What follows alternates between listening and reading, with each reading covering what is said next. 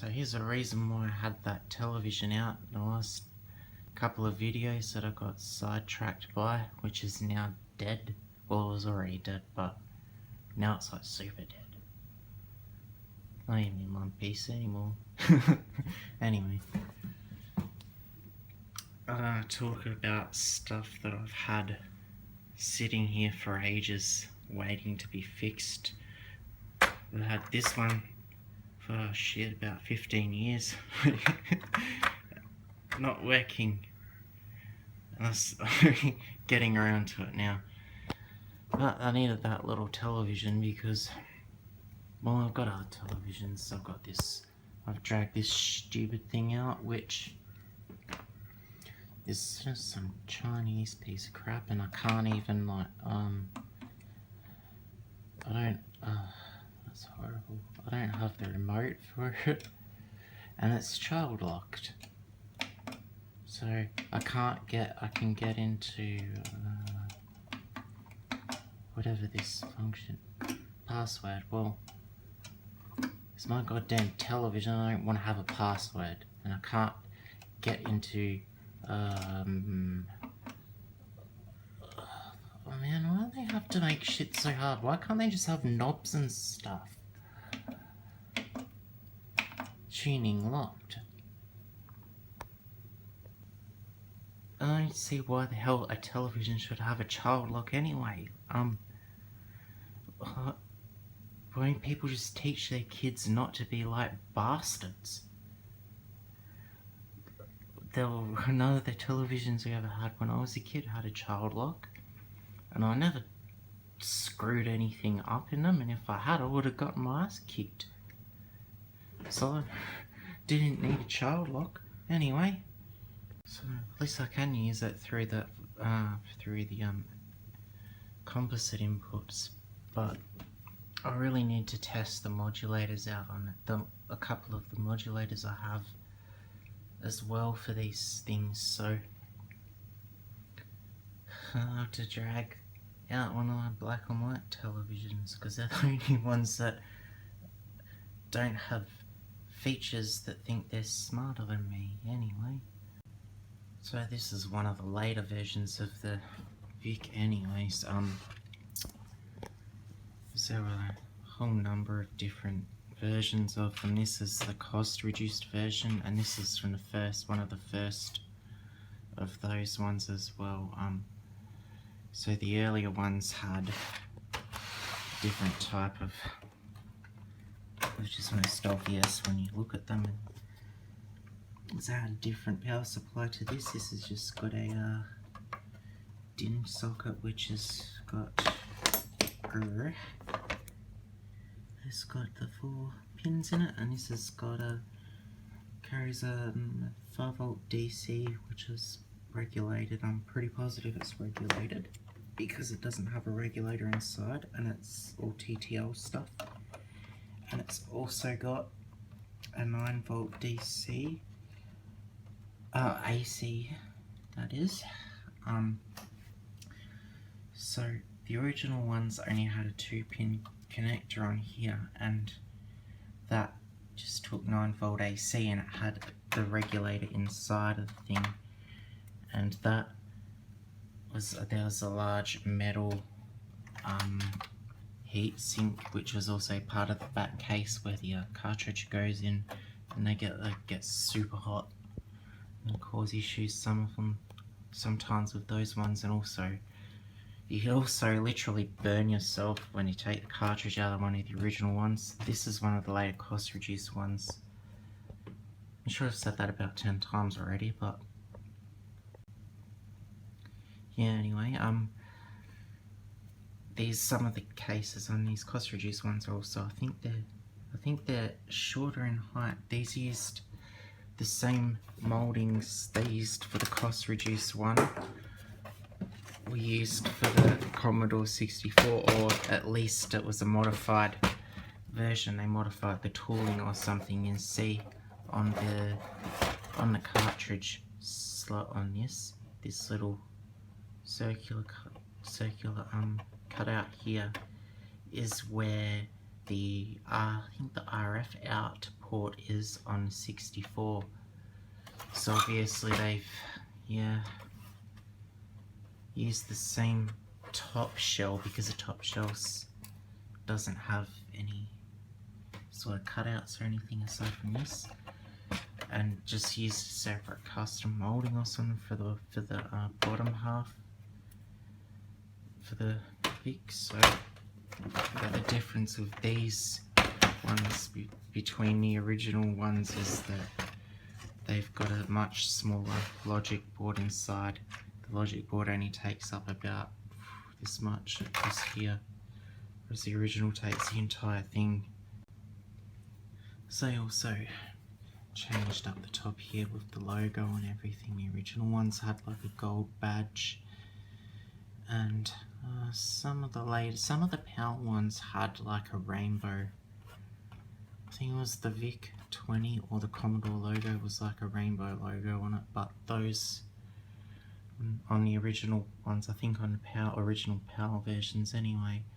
I've got one of the original PAL versions, but mine is somewhat unusual and it's got a lot of peculiar differences between the most common ones, so, and I can't find any information about that, which is kind of interesting. I had to get that out and show it one day, but yes. So what's interesting about this particular one is this is the cost reduced versions were the most common ones, because obviously because they were cheaper, you know, more people bought them. But these ones are interesting. This particular one is interesting, I mean, because it's got, because of the typeface used on a keyboard, because most of them used the same keyboard as the 64, so they did a lot to sort of use parts across their line of, you know, computers and stuff. That's why the power supply changed, aside from that heatsink and, you know, people burning themselves issue. I mean, they've switched to the same supply as the 64, and I think most of their computers did use the same supply as the 64. So kind of standardised on that, and a keyboard as well between this and the 64 at least. So keyboard on this one is one of the original cost reduced ones, which isn't one of the Commodore 64 keyboards. This model is known as the Euro style one, and it's got this keyboard with this particular typeface on it. And the first Vics used a modified PET keyboard, I think, and those had the same font as the same typeface as what the original PETs had, but this one has a unique font across like their different computers, and there aren't a lot of these ones around. I don't know if I would say this particular one is rare, but there aren't a lot of these ones out there.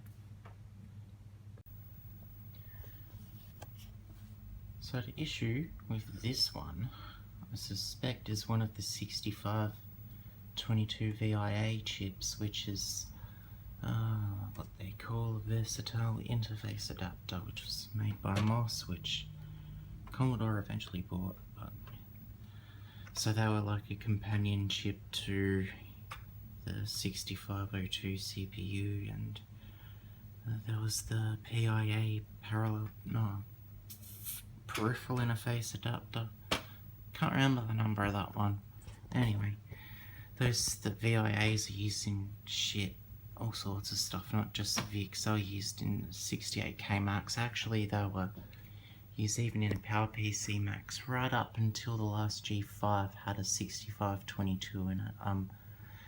Of course, it was buried away inside of custom ASIC by that stage, but the original Macintosh architecture had a couple of those in it. Anyways, those control, so for your keyboard and your joystick and, you know, that sort of stuff. This has two of them in it. And the reason I suspect those are the issue is because I turned it on, it's working and everything, but nothing happens. No keys, no cursor shows up on the screen. There should be a little blinking cursor, and there is not. So there is definitely an issue with one of those, and yeah, anyway. So the interesting thing about this fault is I've just put a game cartridge in that. So see, the game works, but this is a startup screen, or the title screen, and it's scrolling right.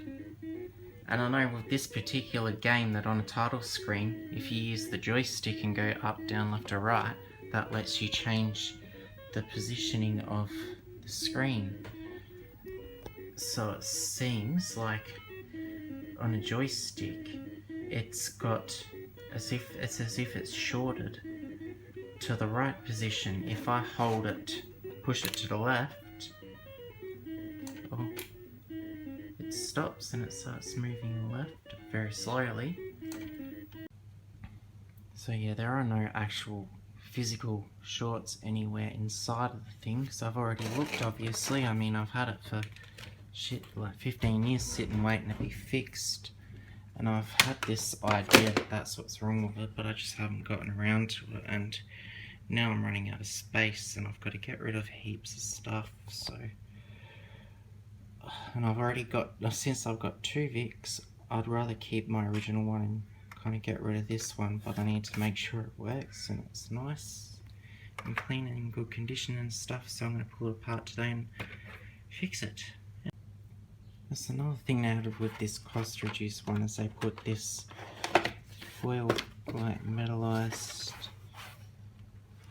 foil cardboard shield for, it's like EMC stuff, because the original one was really bad with spewing out RF interference and stuff, and it actually had to be sold with like a FCC warning sticker on the side of the thing. So now what they did was, with this model, they came out with, you know, they put all the cheapness changes in, but also they added this shielding in there, so it seems pretty poor, but I guess it's adequate. So yeah, we got this one with the keyboard, which I shall now unplug and put aside. Ooh, I probably should have unplugged that one too. Oh shit, smash something up. Let's break something. Yeah. So you can see this particular one, this one was made in 1983. So you can see on all the ICs around here, we've got, oh, focus please. See, like 1983 date codes on everything in here. Are they? What is TG? Oh, it's the S around there, so 83. Is that 83? Yes. That's, don't see a date on that one. 83, 83, 83, 83 everywhere. So, yeah. This has got the original ones, they got the Moss logo on them. Later on, when Commodore bought Moss, they eventually started putting Commodore logos on all the ICs. I don't know if, yeah, I don't remember when they started doing that, but yeah, it's all nice. It's all through whole stuff. It's all just bog standard of TTL ICs that you can just shit. Here's the 2 VIAs, and I suspect it's one of these. It's no good, and these are not really something you can just walk into a shop and buy. And these 6522s, they still do make them. They make, but the ones they make now are CMOS variants, so they're a 65C22, but for I think they're generally pin and power supply compatible. So I think they've got a few like minor little differences in the side of them, the way they work and stuff. Because as they tend to do when they release newer versions of ICs, they fix bugs in them, and the funny thing with all these old computers is that people exploited the bugs to make them do wonderful things that they weren't meant to do. So sometimes you might replace them and something with the newer ones, and some games and stuff might not work anymore, or you know, stuff like that. But I've never heard of that in particular with these 6522s, but there were different ICs in the Commodore 64s that were like that. So inside of this can, I might as well have a look in it, even though there's nothing of interest to me to fix in there today. It's all the video related stuff. That's the Vic. The Vic IC, the video information, video interface chip. And that is, what is that? I haven't the vaguest idea. I can't even read what it says. 7402. 7402 is a... I've forgotten my TTL numbers on mine. Yeah, anyway, so analog stuff is always resistors and capacitors all over the place. You know, it's analog stuff. I don't know. There's nothing in there that's particularly interesting, really. Anyways, there's nothing in there I need to touch, that's for sure. Yeah, anyway. What else is there in here? Let's keep pretending I know what I'm talking about. So these are the ROMs. And socketed. I don't know why one's socketed and the other one isn't, but anyway. This is CPU 6502, everyone knows that. This Mitsubishi one has. Oh, 74 LS 133 is, I have no idea, I can't remember the numbers of them all.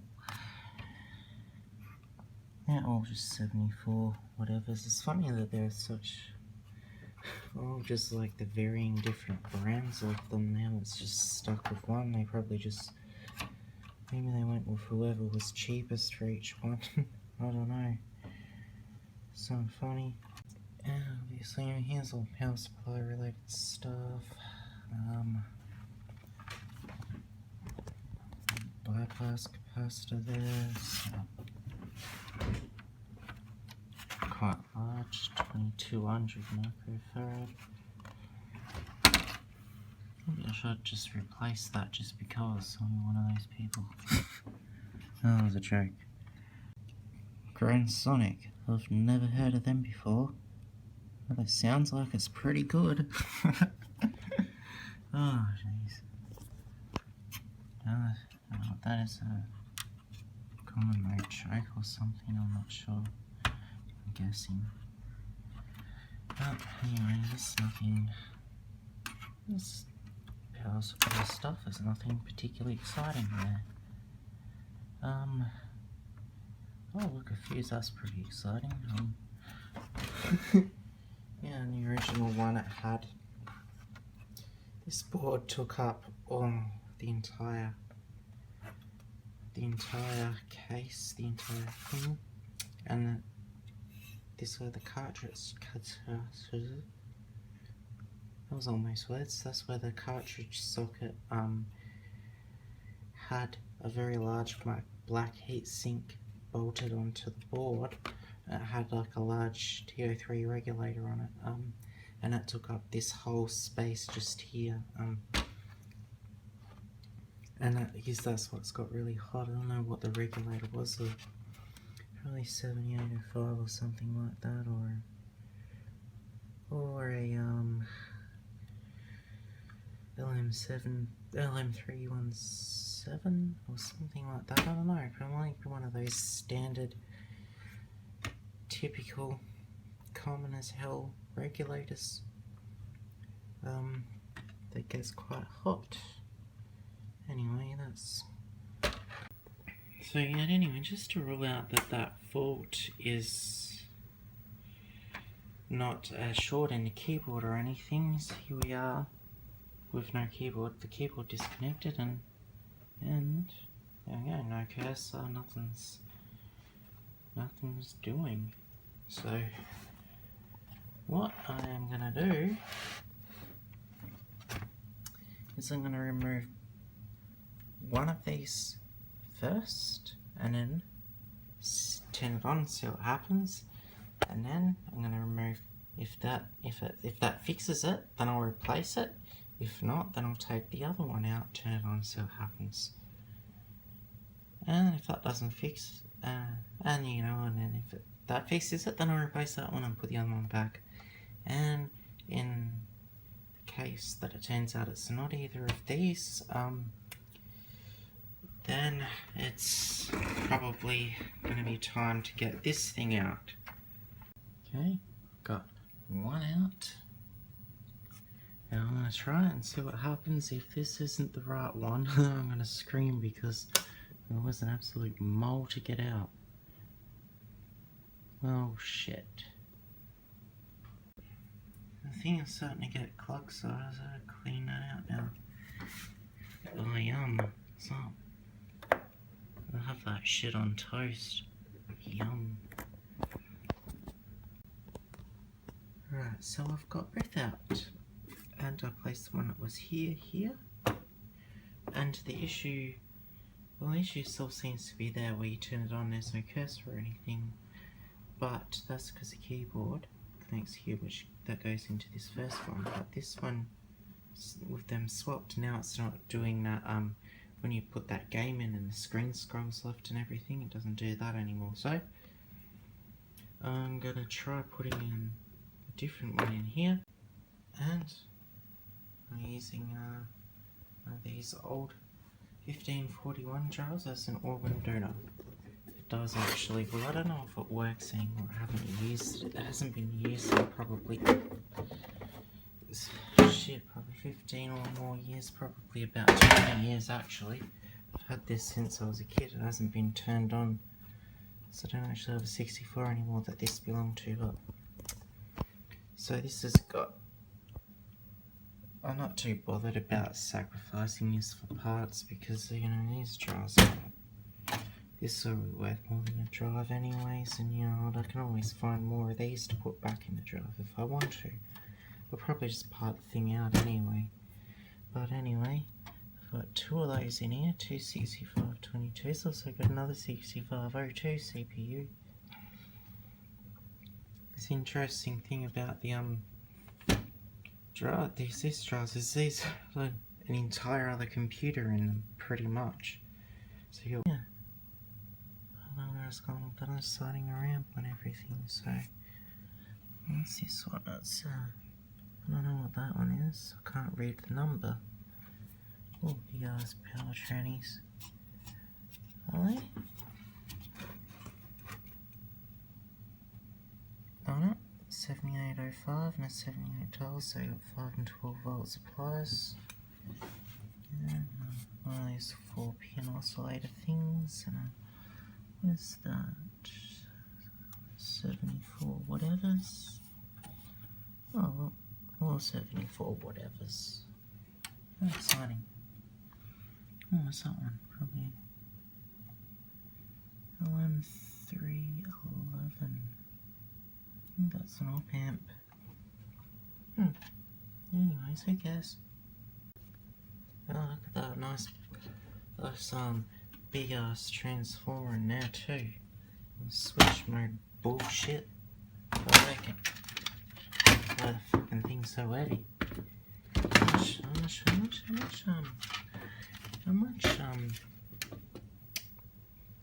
what is the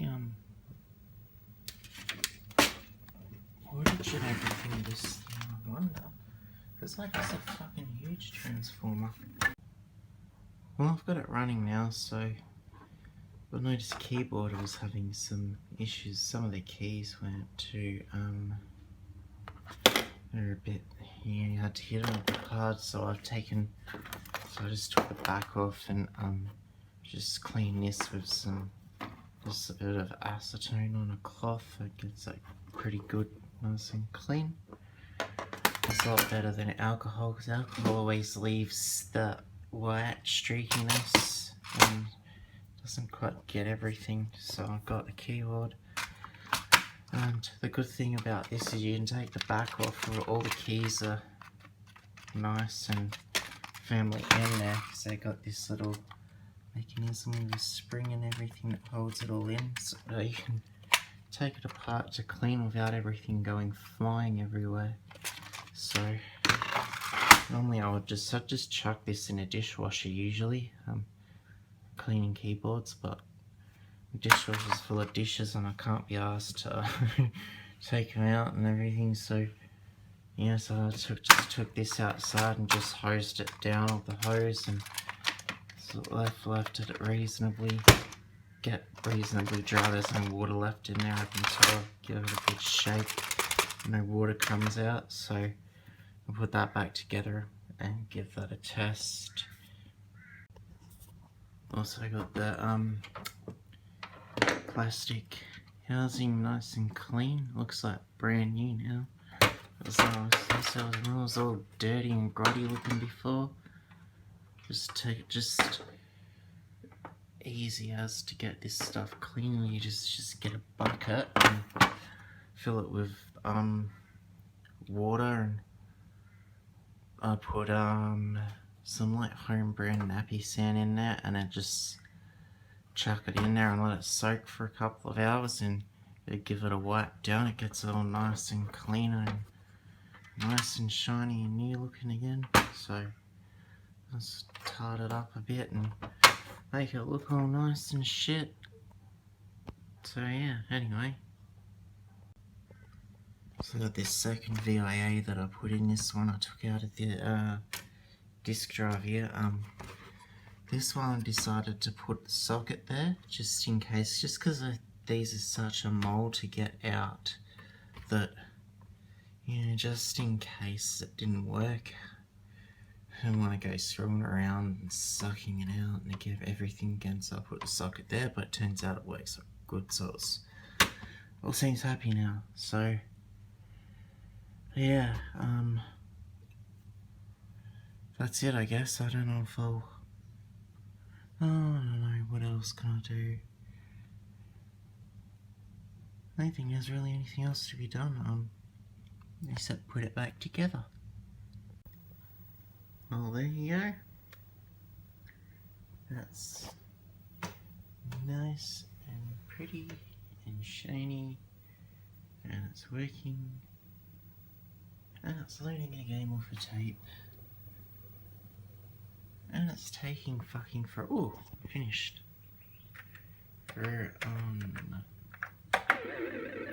Yay!